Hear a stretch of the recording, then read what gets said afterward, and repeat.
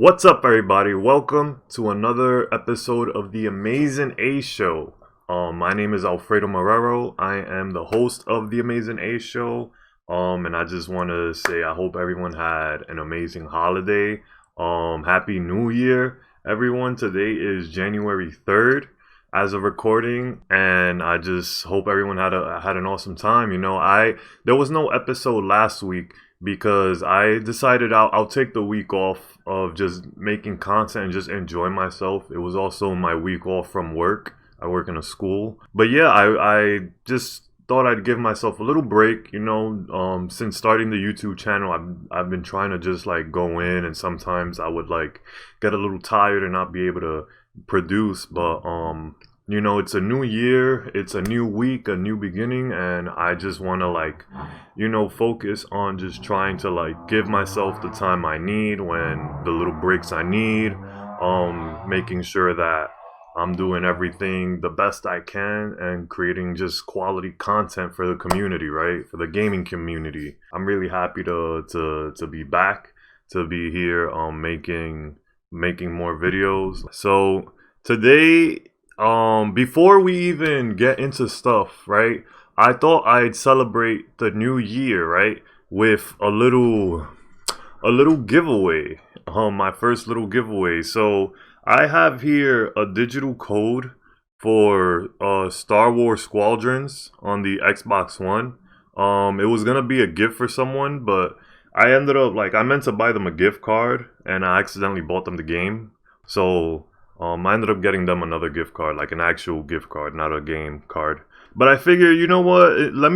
I might as well give this away for the channel. I might as well try to get people excited and give a little game to someone who might be really interested or might want a game.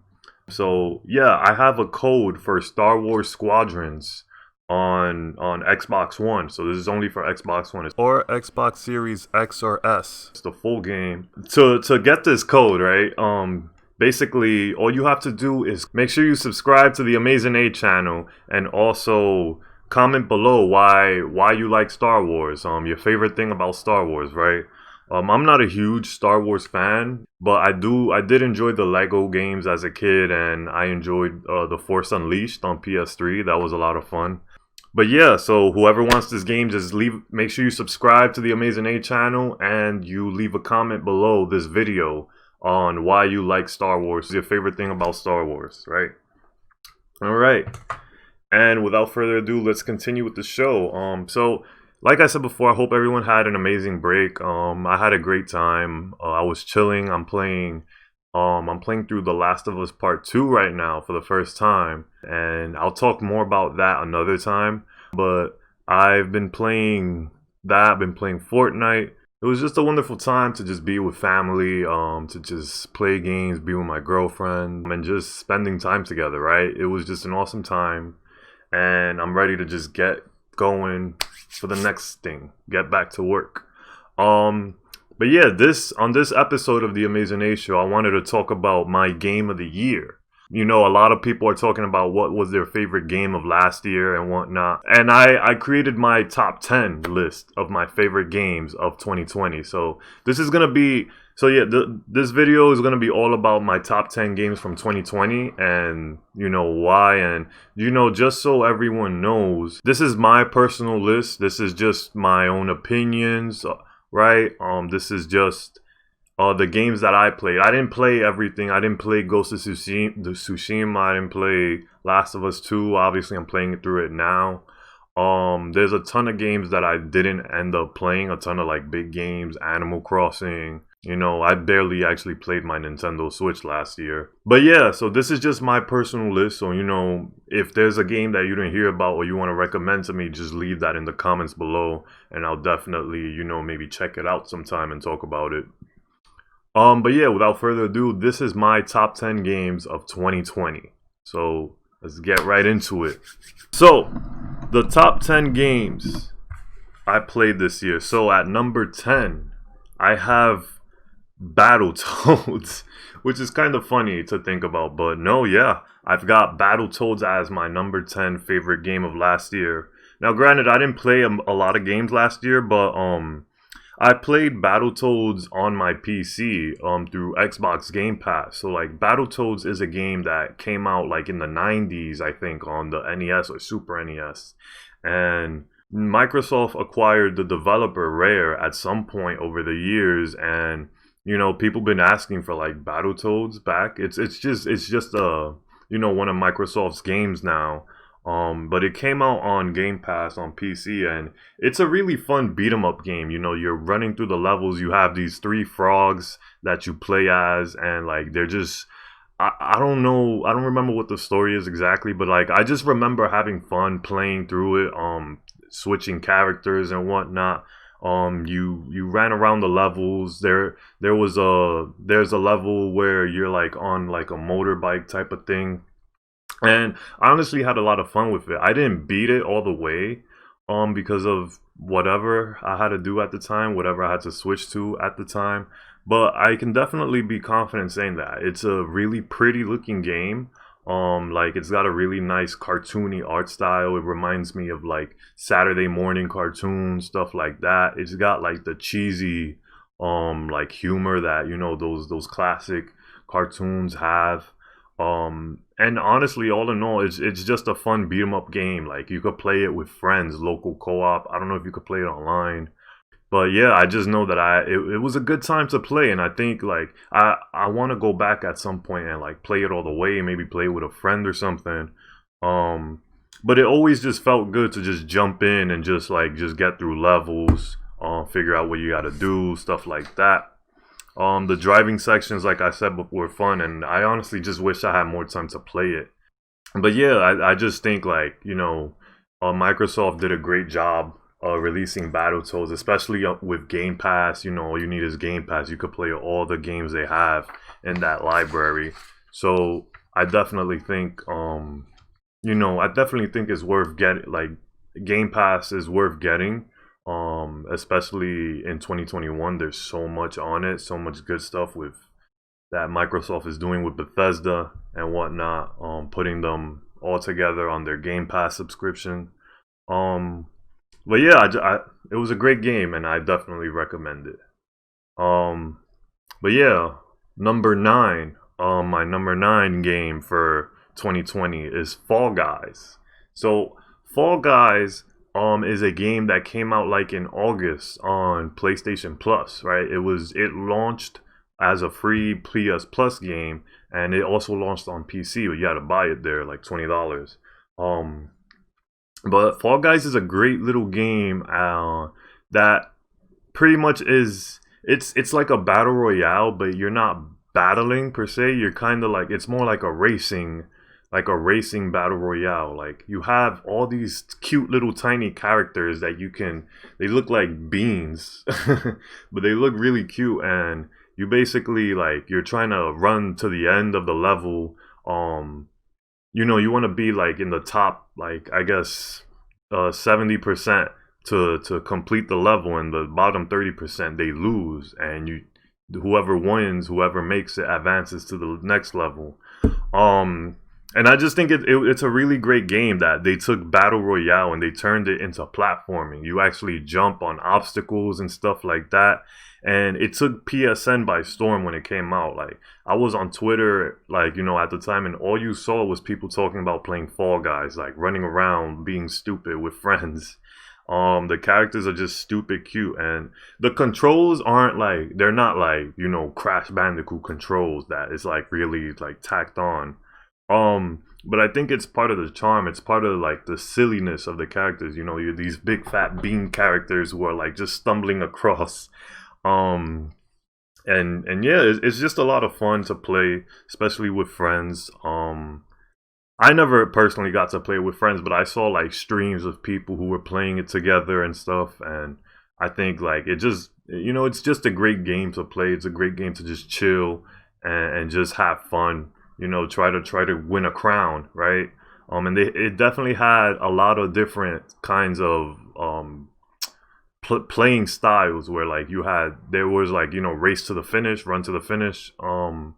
There were like team games where you had to battle each other. It was a bunch of different stuff, and I know they're actually up to like season 2 or 3, at this point, and they're just going strong. You can unlock like skins and characters, stuff like that. And yeah, it's just a really awesome game that's still going strong with the new seasons that come out. I haven't gone back yet, but like I'm just remembering the time that I had with it, and it was really fun. It was a really cool time. It felt a lot like when Rocket League first came out, and like that came out on PS Plus. Like everyone was storming to play that game, and it felt like it was a recreation of that with Fall Guys. So I think Fall Guys is definitely an awesome game to play. My number 9 game. My number 8 game is a game that came out in 2019, but it was still going strong in 2020. So this is Call of Duty Modern Warfare. Call of Duty Modern Warfare is just a game that it came out in 2019, and I got it as soon as it came out. And I was playing through the story mode, and I think the story mode was just really, really well done, really well, great acting. It felt like you were watching like a war movie, like legit war movie with lots of stuff happening and lots of action, great set pieces. But playing it in 2020, it just brought me back to like playing Call of Duty with my friends back in high school all the time. We used to play tons of Modern Warfare, Black Ops at the time, and this is the first Call of Duty to introduce cross-platform play. So like if you have PlayStation, if you have PC, if you have Xbox, it didn't matter. You could play with anyone through Activision's account network. And just playing with my friends, playing Call of Duty, playing Search and Destroy, Domination, Team Deathmatch. It was always just a lot of fun, and just trash talking and just having a great time with all my bros online. And a lot of them like they kind of like moved on to Warzone, and I'm just not really big on Warzone. But like even then, like just going back to play like just the other match types, it's just a lot of fun. And just chatting with them, having a great time, all the trash talking.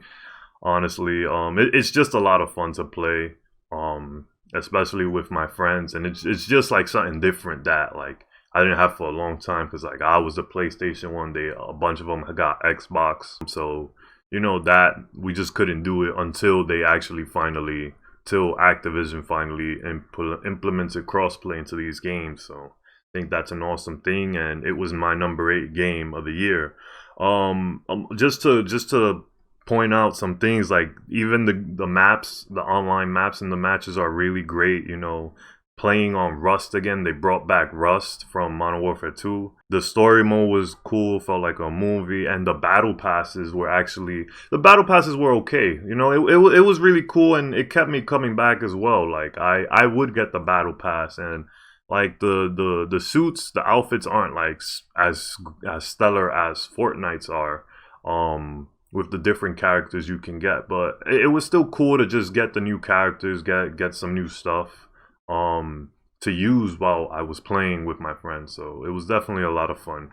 So for number 7, my next game is Fortnite. So of course, Call of Duty was 8. Fortnite is the one that I kind of ended up sticking with, like towards the end of the half of the year. And again, Fortnite's not a game that came out in 2020, but it continues to receive support and updates and new seasons and new chapters and whatnot. And it was just a game that I played on and off throughout the year, but like it's the one game that I continuously play on and off throughout the year. And just seeing the way they implemented like the Marvel heroes into like that one season with Thor and She-Hulk and Groot and Wolverine, like being able to unlock those characters, and just messing around in the world and seeing like what's going on, like trying to take down Iron Man, taking down the robot soldiers. I think like Fortnite just did a great job last year on like just keeping itself relevant and keeping people coming back to play it. They even they started doing concerts in Fortnite. Like Travis Scott had his own concert in Fortnite, and that was just really huge. Like the way the way he was like just a giant in the game, and like the different all the stuff that was happening, and like it would go from one song to another, and like the world would like explode and he's in space. It was bonkers, and like just watching that video was just I thought it was amazing. And I know J Balvin had a concert too on Fortnite, so I think like the way Fortnite just continues to go strong is just really cool, and I still have fun with it. I still like, you know, getting my kills and getting my wins in Fortnite, my solo wins and whatnot. Playing with friends is a lot of fun. Like my friends who do play it. The Marvel collaboration was what really brought me back in, and then the challenges were fun to do, and even the next battle pass after that, where they brought in the Mandalorian. Like I thought, like I'm not a huge Mandalorian fan. I haven't started watching it yet, but like I just thought it was cool that they put in like a Star Wars character. They got Baby Yoda as like a backpack that you can get. Along with this battle pass, I really like, you know, the character Man Cake, who's literally like his head is a stack of pancakes, and he's got like he looks like some guy from the Wild West, like type of character. They put in Kratos and Master Chief in the game, like that you buy them and unlock them, and I think like Fortnite is just continuously going strong, and it's really cool to see like how they keep themselves relevant. So that's my number 7 game for 2020. At number 6, I have Kingdom Hearts Melody of Memory. Now, you know, I'm a huge Kingdom Hearts fan. Like, of course, I'm gonna love any Kingdom Hearts stuff that comes out. But specifically for this game celebrates the music of the series ever all the way back to Kingdom Hearts 1. And it was a blast to just play through those levels and listen to those songs again, and just try to stay on beat, whatnot. It was just a really fun rhythm game to play, and it just felt really cool to like just listen to the songs again, the classic songs from all the games. There were some songs missing, like there's a bunch of songs missing. They're missing a lot of Kingdom Hearts 3 songs specifically. But it still felt really cool to just listen, to just play through levels and play to the songs of especially Kingdom Hearts 2. And I even found like a new love for some songs that like I didn't really listen to that much back in the day, like in the Dream Drop Distance levels. Like there was a bunch of songs there that I was like, yo, this song slaps. Like, so I was able to find a new love for some songs. The gameplay was fun. There's a lot of different ways to play. There's a lot of like, you know, ways to make it harder, more challenging and whatnot. Throughout the game, Kairi retells the story. The game technically takes place after 3. Like throughout the whole game, you're kind of just listening to Kairi talk about like what happened, and like you're just going through different worlds. But it does take place after 3, and stuff happens like in the game, like towards the end, where it continues the story, and it's like, okay, so what's gonna happen next? What's going on right now? And granted, those aren't. It's like the final battle, right? The final battle and like everything around it is what really details what's happening next. But even then, just leading up to it, like playing through all those old levels again, it felt really good playing those songs. It was just really enjoyable to like just play the songs. Honestly, not really much to say, right? It's Kingdom Hearts music. It's a Kingdom Hearts music game. You're gonna have fun if you love the Kingdom Hearts music like I do. Number 5, I have Crash Bandicoot 4, It's About Time. Now, Crash 4, you can see my full review on this channel, but just to reiterate, like, they came back with a brand new Crash game, and Activision, Toys for Bob, the developer, like, they just nailed it, honestly. They nailed the platforming, they nailed the charm, the story. They just did a great job at it, and I think it just shows like that even today we can still get fantastic Crash games. And honestly, just Crash 4, it brings back everything that's great about Crash Bandicoot, and it pushes it even more. It pushes it even farther through the formula with the different moves you can do with the masks you get. There's so many awesome levels and different ways to play. You can play play as different characters like Tawna and Dingo Dial, and you know, playing there through that style was just really cool. To mix up the gameplay. There's so much to do and collect. They have 6 gems. Is this no? I think it's like 12 gems in each level, and all the time trials and all the throwback levels that they have where you're playing as Crash when he first like right as soon as he was first created, stuff like that. It was really cool to just play through all those levels and to there's so much charm and the story and cutscenes are just really fun to watch. And even though the game gets really hard, um it's just a whole lot of fun to play, and I really enjoyed just like if I felt like a kid again just playing a brand new Crash game. So like I don't know, it was just an amazing feeling. It gets frustrating towards the end, but all in all, it's still a really fun Crash game, a really fun game to play, an awesome platformer. And I definitely more than 100% recommend it for any Crash Bandicoot fans, especially from back in the day. So, yeah, Crash Bandicoot 4, my number 5 game of the year of 2020. At number 4, I have Astro's Playroom on the PS5. So, Astro's Playroom is the game that comes with the PS5. It's a free game you get, and honestly, I was just really surprised at how much was put into that game, and just being able to see how much of a love letter that is to the PlayStation legacy. Astro's Playroom is a fantastic little platformer that is really just made to show off the power of the PS5 and the controller, especially with the haptic feedback. The way you run through like different areas and the way the controller just feels different, and you can notice the difference as you're doing different stuff in the game.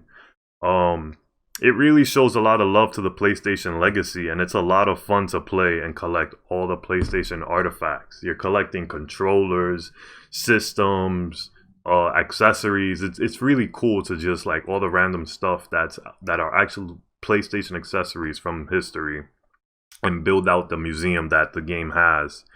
The controller feedback is just really awesome in the game. It feels like it's something. It's nothing like anything you've ever felt before in a video game. And the levels are just beautiful, and it feels really good to play. It's a fun platformer. There's different gameplay styles when in each level. There's only like 5 levels. But like there's just a lot of fun to be had at the different ways, the different gimmick that each level has. And I definitely think it's worth. I think every PlayStation 5 owner should play through it all the way, because it's just really cool. The different levels look so cool. The ice, the snow level, the beach level, everything is really cool, and it's made to look like it's made to feel. It's supposed to be like the inside of the PS5, and they turned it into a bunch of like different levels, like this one little world. So I definitely think people should check out Astro's Playroom for sure. Now we're getting into the top 3, and rounding out my top 3 at number 3 is Spider-Man Miles Morales. Now, Spider-Man Miles Morales, like it's meant to be like an over like a like Spider-Man Miles Morales is a game that just takes the Spider-Man formula, and it just gives you more of what we love about Spider-Man, right? The way swinging feels, the story, the combat, and just playing, as a character, a person of color, right? Giving that representation to Latinos all around, especially in New York, right? As diverse as New York is. It's just an amazing follow-up to the last Spider-Man game, and playing as Miles and playing through his story, it definitely gives that vibe. Like you feel like, especially if you're like a Hispanic person, Puerto Rican, of course. You feel like you notice like some stuff that's relevant to the culture, like the way Miles and his mom connect. All the Puerto Rican flags around the city, and just playing around Harlem, just that vibe you get, the the way there's a difference between, like, you know, Harlem and downtown Manhattan, and you definitely notice that, especially with all the bodegas and all that stuff. The story is really cool. I enjoyed playing through Miles's story. Watching him like try to just grow and handle New York on his own without Peter Parker. Um, the gameplay felt really good. Seeing Miles's using Miles's electric venom powers was a lot of fun to use. Just the different ways you can attack with them.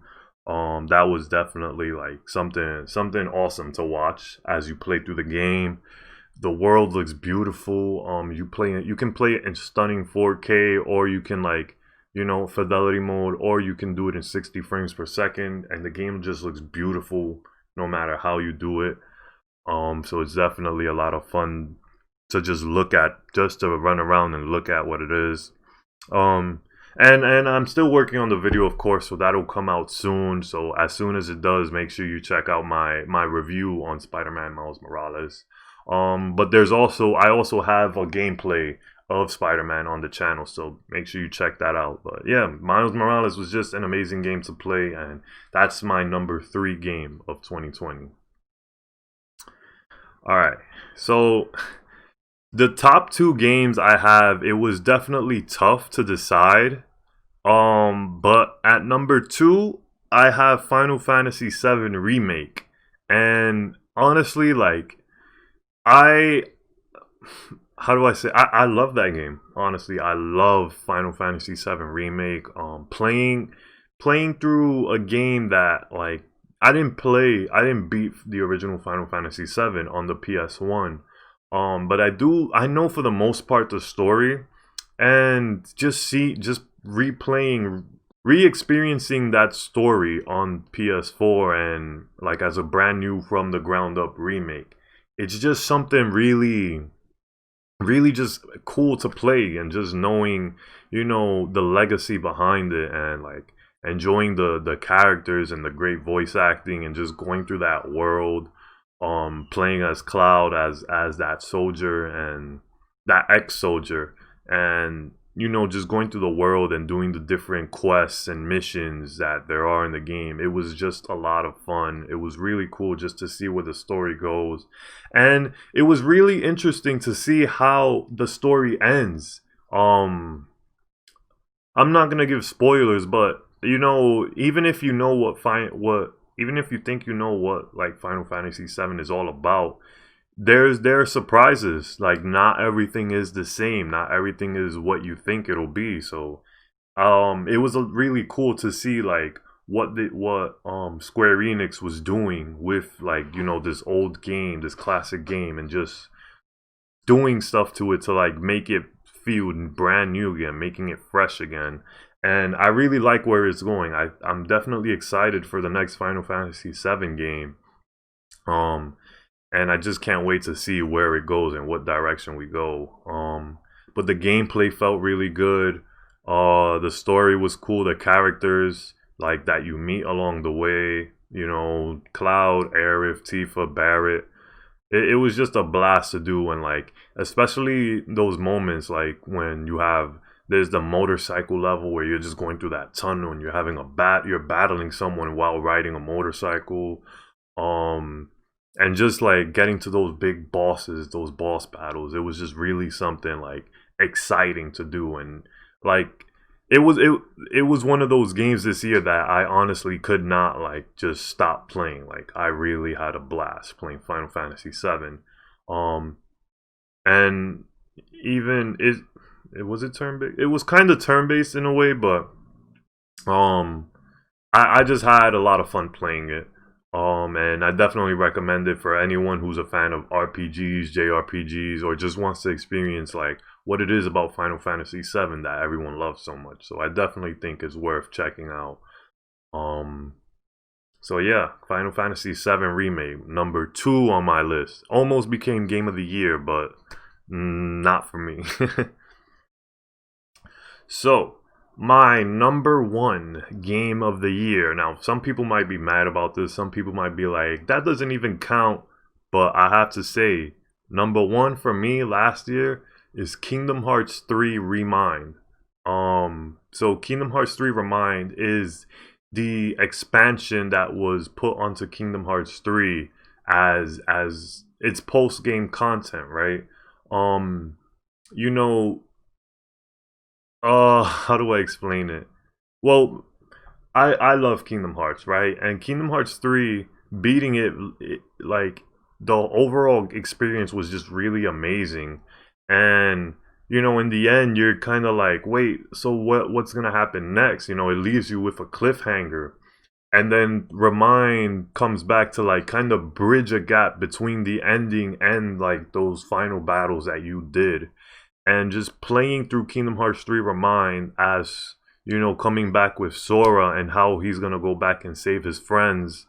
Um, it just felt really awesome to experience and to go back and see like how things changed the second time around. And if you play the game, you'll understand. If not, like I totally recommend it. But you kind of go back and redo the ending because things don't go as great. Um, and you get to play as different characters. You get to play as Roxas. They bring Aqua again. They bring Riku so that you can play as. And but just Roxas alone, like people, I love Roxas as a character. And you play with both his Keyblades, which is just amazing. um so I just had a lot of fun playing through that. And then in the end, like for the final battle, you can play as Kyrie. Everyone who thought like Kyrie did all this training, but she hasn't really gotten anywhere. And now being actually to play as Kyrie and like seeing her moves and the different attacks she can do, it was just a blast to do. And I felt so excited just doing all of that and just experiencing the story again. um and then even beyond, you can unlock the data battles against all the new organization members, and they are so tough as nails to beat. But it was so amazing to play through and just to like experience all that. Experience all the different organization members, um looking for Kyrie again. And the secret final battle where you fight Yozora, like that was just incredible. And it was stupid hard to beat.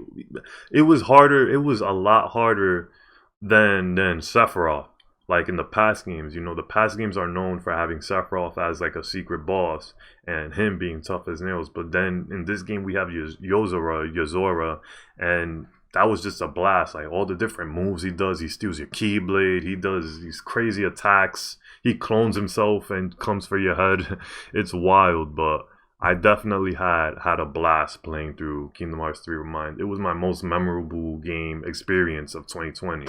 And like I said, I get it. Like Kingdom Hearts 3 Remind isn't a full game. It's like it's a DLC. It's an expansion to the Kingdom Hearts 3 game. But honestly, like that was my favorite experience of the year. And I can't wait to see where the games go next, especially with Melody of Memory that kind of explains what's going to happen next. I can't wait. Kingdom Hearts 3 was awesome. I love Sora. I love the Kingdom Hearts combat. I love the different attacks you can do. They even gave you Oathkeeper and Oblivion Keyblades as part of a free update with Remind. But yeah, it was just a whole lot of fun to do and play. And I can't wait to see what's next for Kingdom Hearts.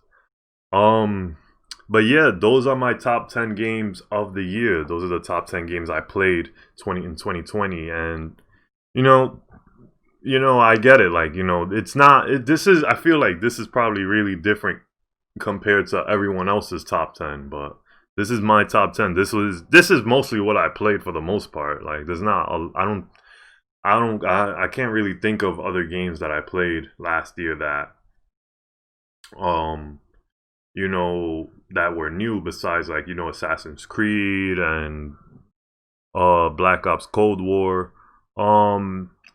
But I honestly just had a blast playing each and every one of these games, and I think they're definitely awesome to play. And I'm super excited for what's to come in 2021 for video games. I can't wait for Far Cry 6, Ratchet and Clank, God of War 2, so many games for this year, and I just can't wait to play them and talk about them with you guys. But I hope you all enjoy listening to my top 10 games. I hope maybe I influenced you to maybe want to play one of these games. They're all awesome games, and um I definitely think I'll be going back to play each and every one of them. But yeah, thank you so much for watching the Amazing A Show. This was all the only thing I wanted to talk about today, since it's like the biggest focus. But there will be more episodes, of course, next week. Stay tuned for more videos to come out on the channel, and make sure you just like, follow, and subscribe. Do all that stuff on the podcasts apps, on the channel. Thank you all so much, and remember to comment for the giveaways. Subscribe and comment so you can possibly win the code for Star Wars Squadrons. But without further ado, I hope you all enjoyed listening to my top 10 games, and I will see you all on the next episode of the Amazing A Show. Adios.